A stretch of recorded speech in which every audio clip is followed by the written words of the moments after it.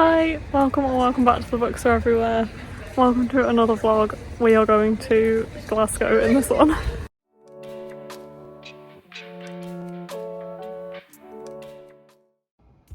After our beautiful rural stay, we headed back down to Glasgow and we visited a few bookshops in Glasgow. The first one was Good Press, and this isn't usually a place we would normally visit, but it was super interesting. I'm going to read you a bit from their website.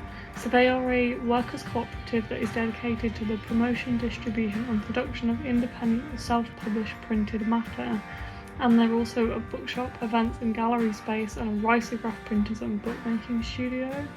They stock loads of independently published zines that you would just never see anywhere else, and it was just absolutely fascinating to see something so different like this. We then headed down to the Waterstones on Argyle Street, which we both really enjoyed having a browse around. Obviously, once you've been to a few Waterstones over the course of a few days, you do get quite a similar selection, but it is interesting to see how every shop kind of lays out their selections differently and has different kind of table selections as well.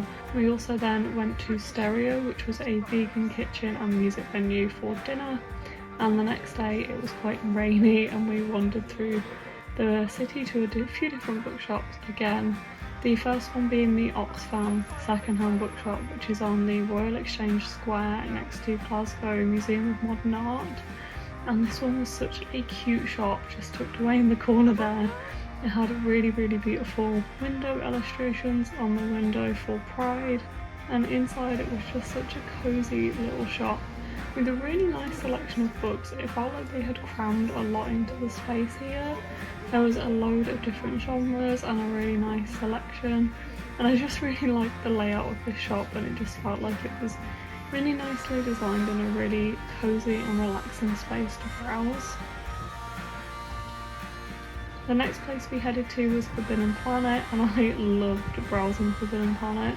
This was honestly, I think, my favourite shop in Glasgow, mainly because I go to Forbidden Planet every time I go to London, and it's always just so busy. So to have a Forbidden Planet where you can just spend time wandering around, it was in the week so it was really quiet, it just felt so special to have that. They really had a very small selection of actual novels, and mainly it was graphic novels and manga, but honestly we still really enjoyed browsing this shop, and I think it was probably my favourite part of our trip to Glasgow, to be completely honest, although I didn't buy anything, I don't think. We then headed to Waterstones on Solihull Street, which is just opposite Forbidden Planet. This one was my favourite Waterstones of the trip, maybe my favourite bookshop, but I did really love Forbidden Planet's kind of browsing experience. But the Waterstones is just so beautiful. It's very new, it has all of the new wooden shelves, and I did buy a couple of things in here. It was just such a big space with so many floors. It's probably one of my favourite Waterstones I've been to, and I just found it really nice and easy to browse and so spacious and light in there.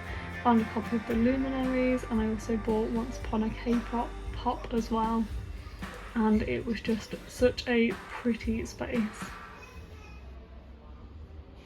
Hi, we are just in the car on the way back from Glasgow, and we went to Glasgow.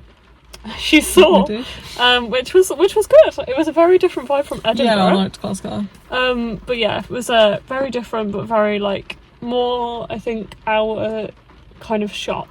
And yeah, it'd be good for like a shopping day. Yeah, and easier to navigate. Yeah, very much easier to navigate, and like I think we came out of Glasgow feeling like we would wander around shopping, whereas we didn't feel like that in Edinburgh at all. It was more like of a sightseeing city in Edinburgh, whereas this feels more of like a working, just like definitely normal, like the less touristy city, I guess. There still is a lot of like nice architecture and still a lot very of statues nice. And stuff like that. Like the main square, that and was like nice. Yeah, it was still really like pretty in places. And yeah, we popped in a few shops. Favourite bookshop?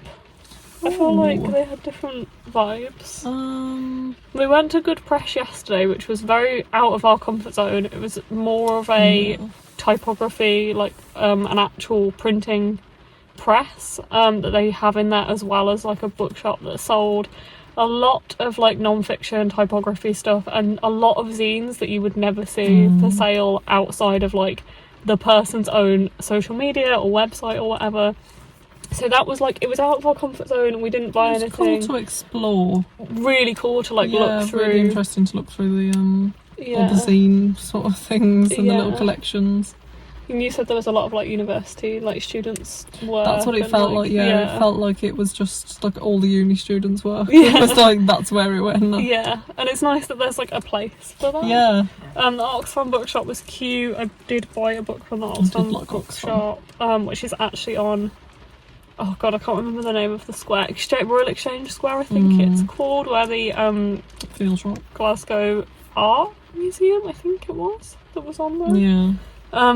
It was a museum there, and that was nice. And then Forbidden Planet was lovely. Forbidden Planet in London is amazing, and I love the book section of Forbidden Planet in London. However, it's always so busy that it's really difficult to browse in there, and I mainly avoid the top floor, even though I'm interested in looking at stuff, and just go straight to the basement in London, because it's just so busy in there. And so hot usually, whereas the one in Glasgow was so quiet. I mean, it was a nice Forbidden Planet. It's really nice, and it had a big selection of stuff as well. It did. I really liked the manga section with like the little arch to walk into it, and then it had cute. All like plushes and stuff for manga. Yeah, they sectioned it really well. Yeah, they didn't have a lot of books, like novel books, which I think even like smaller Forbidden Planets I've seen a bigger book selection in. But I don't think it really bothered me. Like they had it was still the selection. They still had a good selection. It just wasn't novels, and it was still a really nice store to look around. Yeah. So yeah, I'm glad we went in there. And the Waterstones on Sauchiehall Street was really, really lovely. Like we went to the Argyle Street one yesterday, and the Sauchiehall Street one today, and it was really nice. I'm trying to picture like which one, because I think probably one of the Waterstones would be my favourite, but I don't know if it'd be yesterday's or today's. I think definitely for me it was today's. And also just like looking around Forbidden Planet was really nice. Yeah, Forbidden Planet was nice. Yeah. But yeah, the book I bought, I'll let you stew on your favourite Waterstones. I'm gonna go with the yesterday's. Argyle Street. Okay, we've got competing Waterstones there. The book I bought in Oxfam was Super Sad True Love Story by Gary. I'm not actually going to attempt to pronounce that surname. Not 100% sure. Okie dokie. But yeah, I've never seen this book before, and I just thought I'd give it a go. I'm not going to try and summarise the quite long summary that's in here, but the kind of tagline at the bottom says it's wildly funny, rich and humane, and it's a deliciously dark tale of America's coming years, a book in which falling in love just may redeem a planet that's falling apart. And the vibe of like the synopsis kind of reminded me of How High You Go in the Dark, which I really loved, so I thought I would pick that up. And I just really like the design of this book, and I've never seen it anywhere else, and it was second hand, so it was only a couple of quid. And then we went to Forbidden Planet. Yes, then we went to Forbidden Planet. There's a long backstory to this one. There is a long backstory to this. It's Bingo Love, but it's the jackpot edition, which I wanted to read Bingo Love. Oh, how long ago was it? Like it was about a year. Probably like early last year. I would have thought. Yeah. Because I'd heard good things about it, but I saw that there was like the jackpot edition with bonus content. But we had a really hard time trying to get it and trying to get Bingo Love at all, so eventually you got me one. I got you the normal the standard volume edition of it, which we both loved. We loved it so much. But then we finally actually found a jackpot edition. Just I get to read all the bonus content. By chance found the jackpot edition in Forbidden Planet, which was just there on the shelf, which I'm glad you spotted. It was a nice surprise in that. And I was like, you need to get that. So yeah, and then we went to Waterstones. Just realised how creased the front of this book is, but might be me carrying it. Where I bought The Luminaries, which I've been seeing a lot, and it's by Susan Dennard, and it's blurbed by Lee Bardugo. It's a gothic, I think, YA fantasy. Was it YA? No, I keep thinking it's YA, but it's actually not, I don't think. I just assumed it was YA. Yeah, don't know, it sounds quite YA. Maybe it's more adult and it's like yeah, fiction. maybe, yeah. But I got this because it has these beautiful sprayed edges, which are the Waterstones exclusive, and this is not really available anymore, and they had 2 left in the Waterstones we went into, so I got that, which I'm excited for. And then I also bought Once Upon a K-Prom by Cacho. This is the same author as Gumiho, is that how I'm saying it? The Wicked Fox. The Wicked Fox series. And it's also blurbed by the author of XOXO Axio, and this sounds very similar to XOXO. I've got something in my eye. Which is why I wanted to pick it up, and I love these like little hardbacks, which will It does match. look very cute. Yeah, crack. And it's a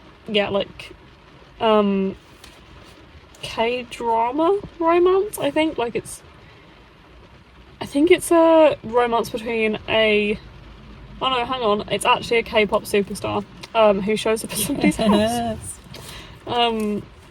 I'm not going to read the like very long synopsis of this book, but it does sound very good, and I loved XOXO so much. It has these quite cool like poster style under the dust jacket as well, so pick that one up while it's in hardback and will match my like little hardback collection of books that I have. So yeah, quite successful. Yeah, good time in Glasgow. One of these is upside down.